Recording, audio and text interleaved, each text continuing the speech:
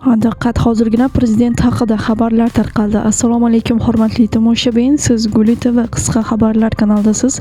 Kanalimizga xush kelibsiz. Yurtimizda va jahonda sodir bo'layotgan eng so'nggi va dolzarb xabarlardan doimo birinchilardan bo'lib xabardor bo'lib turishni xohlasangiz, kanalimizga hoziroq obuna bo'lish tugmachasini bosib, videolarimiz davomida bir dona like tugmachasini bosib ketishni ham yodingizdan chiqarmang. Instagramda prezidentni haqorat qilgan 18 yoshli yigitga hukm o'qildi. Ohangaronlik fuqaro prezidentning Instagramdagi surati ostida izoh qoldirgan. Ekspertiza uni davlat rahbariga nisbatan haqoratli deb topgan.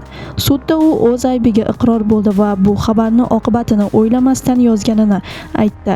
Sud hukmiga ko'ra sudlanuvchi JKning 158-moddasi 3-qismi bilan 2 yil muddatga ozodlikdan cheklash jazosi tayinlandi, deyiladi xabarda. Yurtimizda va jahonda sodir bo'lgan voqealar rivojini kanalimizda doimo kuzatib borishda davom eting.